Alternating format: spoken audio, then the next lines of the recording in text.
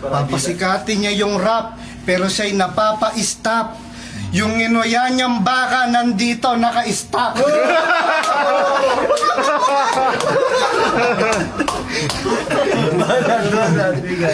O teka, ako'y nawala na. Kung kaimot sa leeg, sa'yo pa nga ang tama. Buti na lang nakalaban ko itong kilalang rap god. Buti na lang talaga ito ang aking isasagad. Wala na akong ma-rhyme. Tapos na ang aking time. At ito pa, ang sabi niya kanina, siya daw ay nagbe-vape. Okay lang kahit marami sa iyong nang-hate.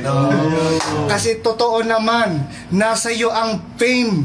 Pag pinicturan ka, di na kailangan ng picture frame.